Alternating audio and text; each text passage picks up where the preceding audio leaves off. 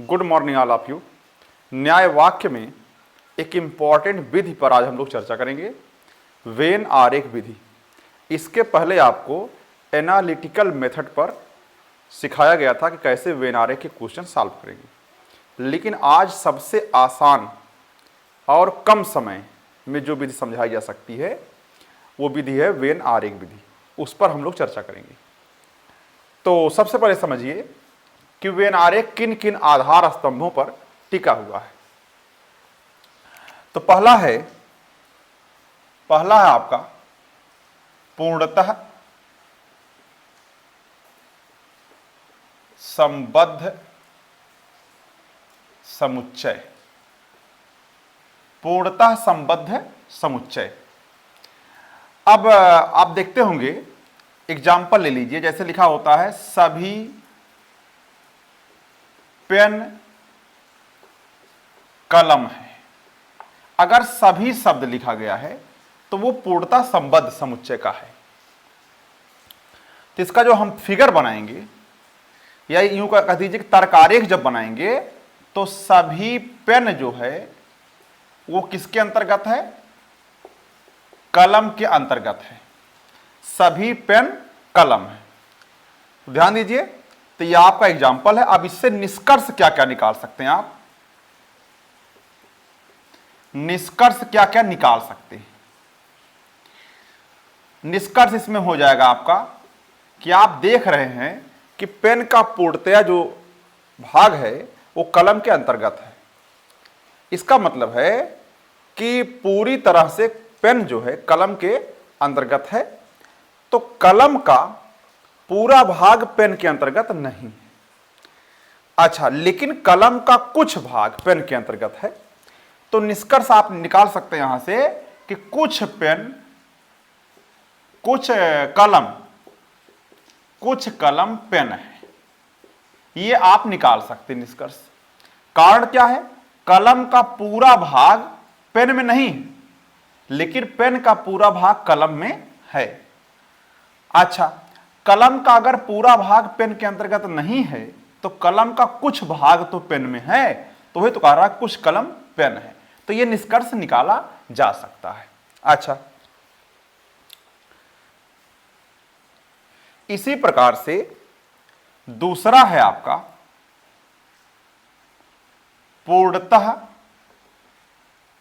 असंबद्ध समुच्चय। इसको भी एग्जाम्पल से आप समझ सकते हैं। एग्जाम्पल,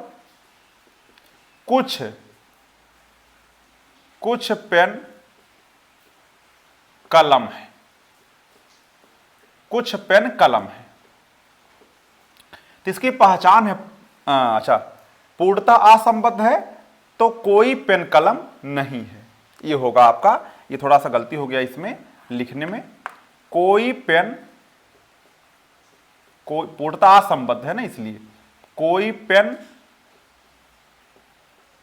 कलम नहीं है। तो कोई नहीं इसकी पहचान है।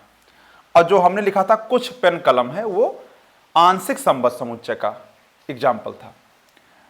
तो जरा ध्यान दीजिए, पूर्णतः असंबद्ध माने पूर्णतः ना संबद्ध, यानी संबद्ध नहीं होना चाहिए। जैसे कोई पेन कलम नहीं है।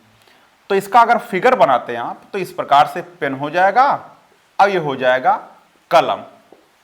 तो देखने से ही लग रहा कि पेन और कलम में आपस में संबंध नहीं है। जब संबंध नहीं है तो जितने भी सकारात्मक निष्कर्ष निकालेंगे सब क्या होंगे? गलत हो जाएंगे। जैसे मैं कह दिया सभी पेन कलम है, वो भी गलत होगा। कुछ पेन कलम है, वो भी गलत होगा। कुछ कलम पेन है, वो भी गलत होगा। हाँ, कोई पेन कलम नहीं है तो कोई कलम भी पेन नहीं है, यही निष्कर्ष हो सकता है। और तीसरा कोई निष्कर्ष नहीं हो सकता है। तीसरा और इंपॉर्टेंट है आंशिक संबद्ध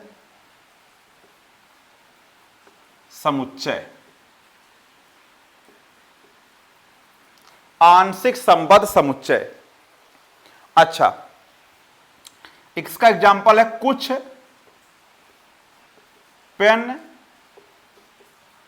कलम है। तो इसका पहचान है कुछ, आंशिक माने कुछ भाग उसका।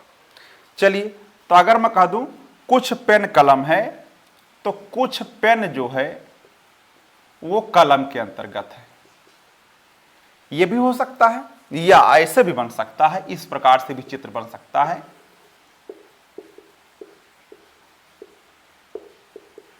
ऐसे भी बन सकता है। ध्यान दीजिए, आंशिक संबद्ध समुच्चय में ये दोनों प्रकार के चित्र बनाए जा सकते हैं। यहां भी कुछ पेन जो है कलम के अंतर्गत है, यहां भी कुछ पेन जो है कलम के अंतर्गत है, तो गलतियां आपसे नहीं होंगी। जरा ध्यान दीजिए, अब निष्कर्ष क्या निकलेगा? अगर कुछ पेन कलम है तो कुछ कलम भी पेन है। अच्छा, लेकिन यहां हो सकता है इसमें, लेकिन इसमें ऐसा पॉसिबल नहीं है। तो जरूरी नहीं कि कुछ पेन कलम है तो कुछ कलम भी पेन हो, ऐसा पॉसिबल नहीं है।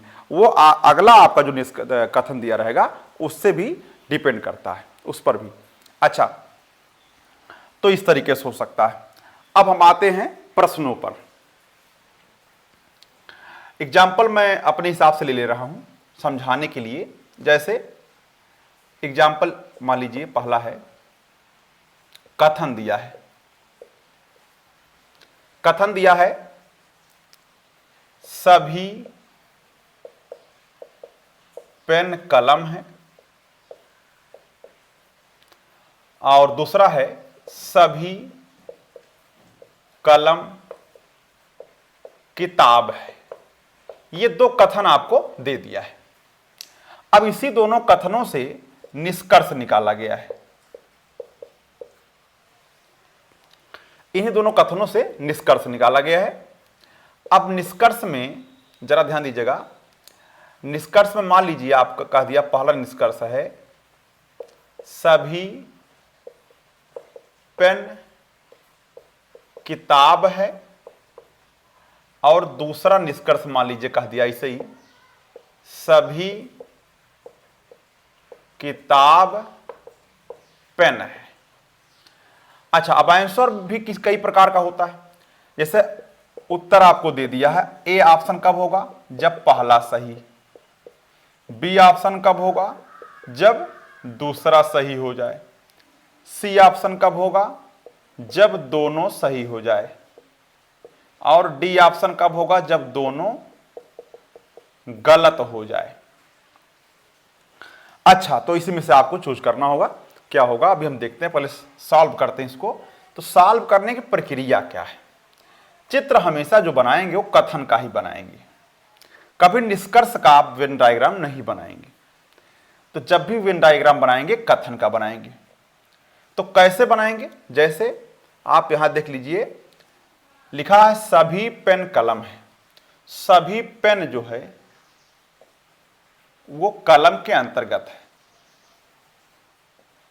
कलम, कलम का घेरा बहुत बड़ा है, उसके अंतर्गत पेन आ गया। अच्छा, अब सभी कलम किताब है, यानी किताब का जो किताब का घेरा इससे भी बड़ा है। तो सभी कलम जो है वो किताब के अंतर्गत है। तो आपका एक चित्र हमने बना दिया है। इस फिगर में निष्कर्ष निकालिए। चलिए, सभी पेन किताब है। देखने से ही लग रहा है कि पेन का जो पूरा भाग है वो किताब के अंतर्गत है, तो इसलिए आपका पहला निष्कर्ष बिल्कुल सही हो जाएगा।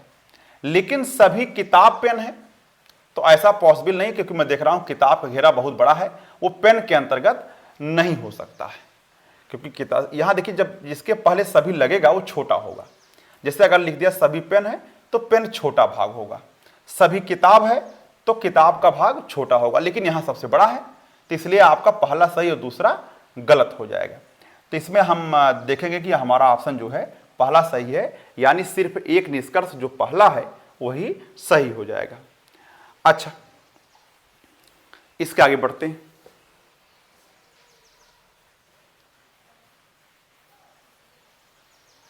चूंकि ये पार्ट 2 है और हमने पार्ट 1 में आपको तमाम जो सब्जेक्ट और प्रेडिकेट के बारे में सिखा दिया है, तो इसलिए हमको सिर्फ नियम पर ही चर्चा करना था, तो हम इसी पर आ जाते हैं।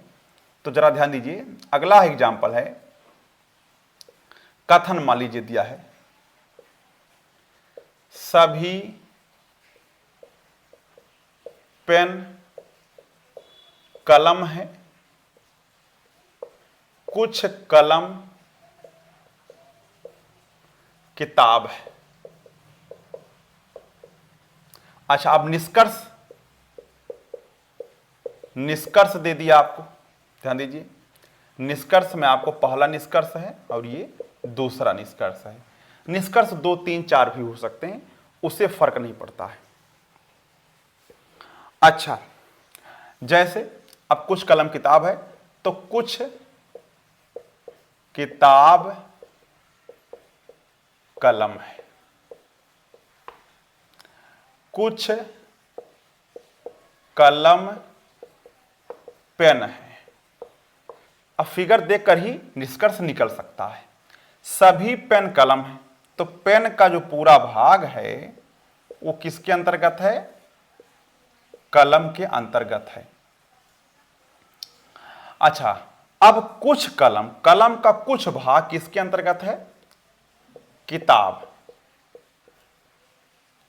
ध्यान दीजिए, हां, किताब कलम में रिलेशन है, लेकिन पेन और किताब में कोई रिलेशन इसमें स्पष्ट नहीं है, तो यहां हमने अलग कर दिया है। इसका मतलब हो भी सकता और नहीं भी हो सकता। ध्यान रखिएगा, अगर पेन और किताब में कोई भी रिलेशन दे, चाहे जो रिलेशन दे, चाहे कुछ का हो, चाहे सभी का हो, चाहे कोई नहीं का, तो वो पॉसिबल नहीं होगा, क्योंकि ये कोई स्पष्ट रिलेशन कथन में नहीं दिया गया है। और जब भी चित्र बनाएंगे वो कथन का ही बनाएंगे।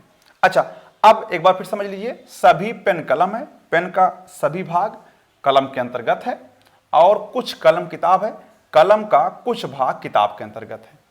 हाँ, ये हो सकता है कि पेन का भी भाग किताब के अंतर्गत हो, ऐसा हो सकता है, लेकिन इसका निर्णय पॉसिबल नहीं है। ये पक्का नहीं है कि ऐसा हो सकता है, इसलिए हमने दोनों को अलग कर दिया है।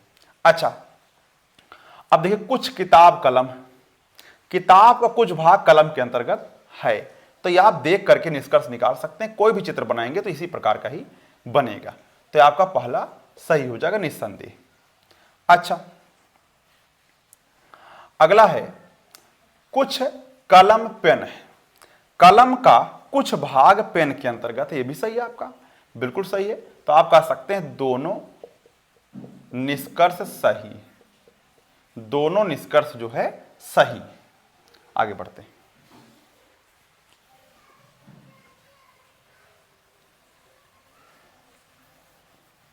और अपने स्तर से ले सकते हैं, जैसे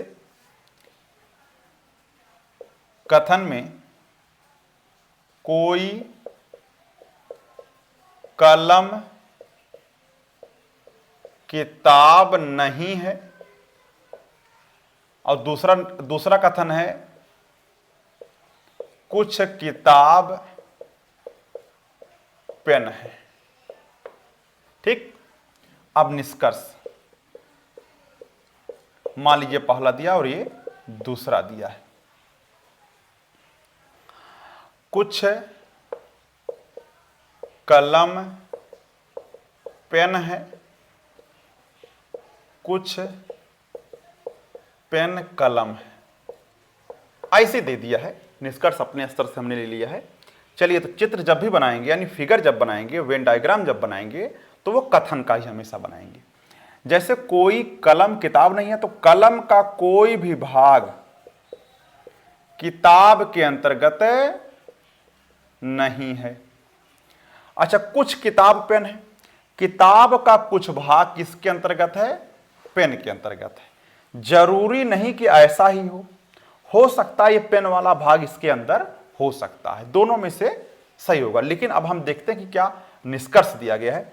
कुछ कलम पेन है, कलम का कुछ भाग पेन के अंतर्गत है, जो बिल्कुल भी पॉसिबल नहीं, यानी कि कलम और पेन में कोई रिलेशन दिया ही नहीं गया है और वो पॉसिबल भी नहीं है।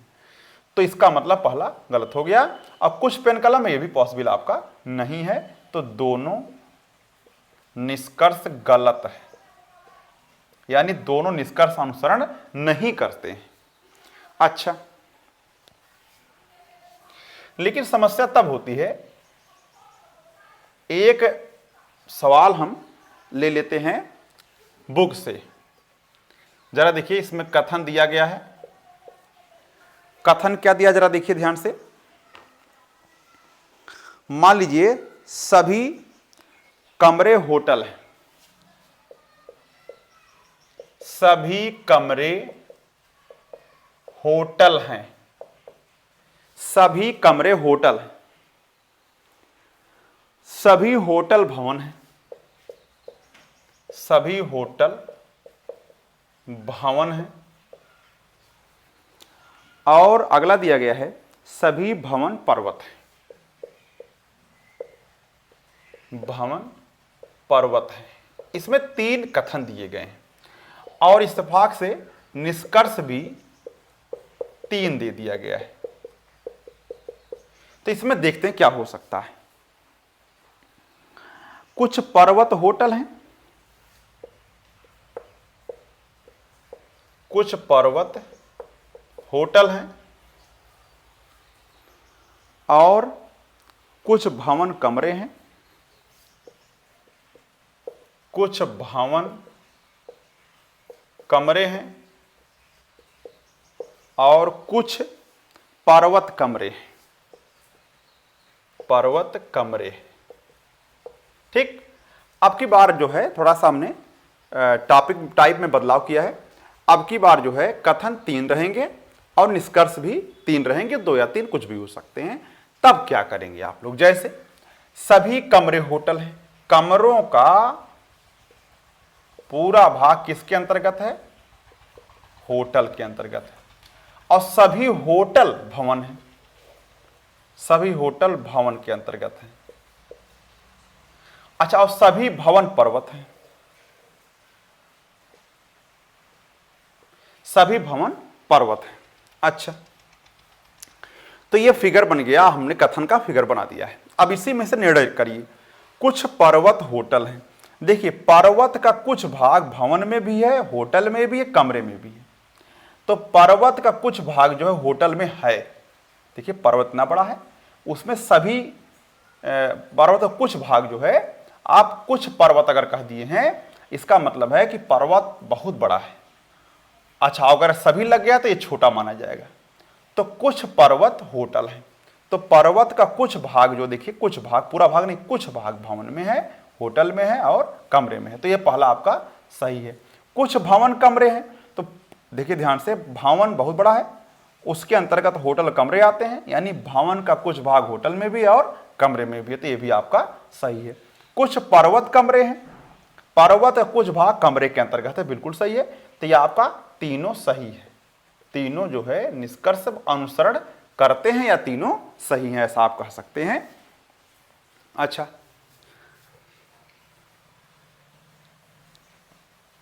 अगला है, एक क्वेश्चन और है, सभी डेस्क मेज हैं, कथन दिया गया है सभी डेस्क मेज हैं, सभी मेज कुर्सियां हैं,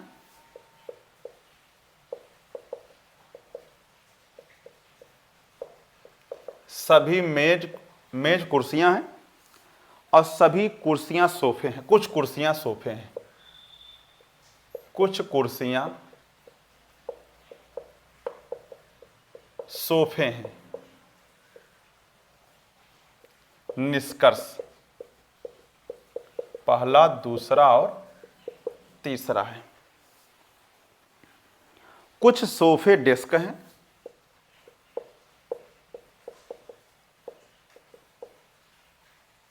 डेस्क हैं। अगला है, कुछ कुर्सियां डेस्क हैं,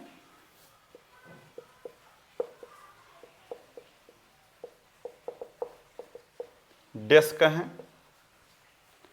और अगला है, कुछ मेज डेस्क हैं,